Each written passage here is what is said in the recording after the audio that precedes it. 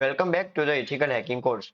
Before we dive into more advanced topics like breaking encryptions and gaining access to network, I want to show you one last quick connection attack, the deauthentication attack. This attack is super useful and interesting. Here is why. Imagine you want to disconnect any device from Wi-Fi network without even needing the password. Yes, it's possible. With the deauthentication attack, we can force a device to disconnect from a network.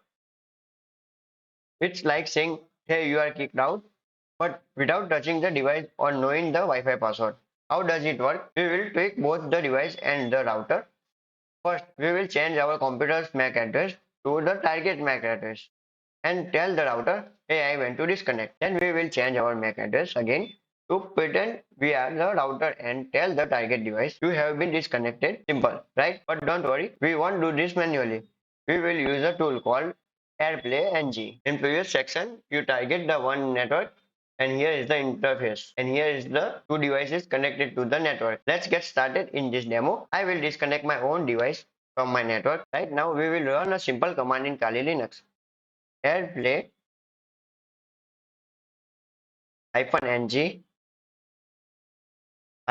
-ng Deauth thousand of packets -a router MAC -c a client MAC address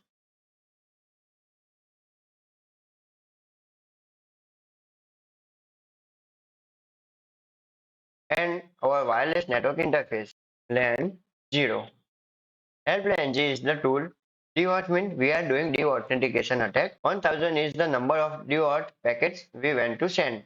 -a is the router's MAC address. -c is the client MAC address. LAN is the my wireless adapter in monitor mode. Let's run the command. You see the attacks begin start.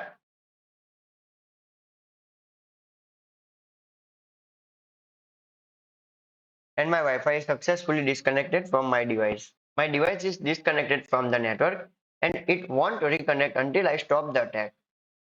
To reconnect, I just need to stop AirPlay NG, Control C.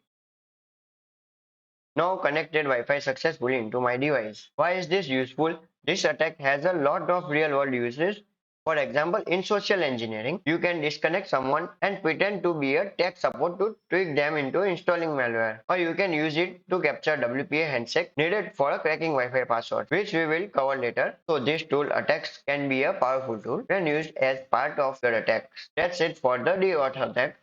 In the next lesson, we will dive deeper into more advanced network hacking techniques. Stay tuned.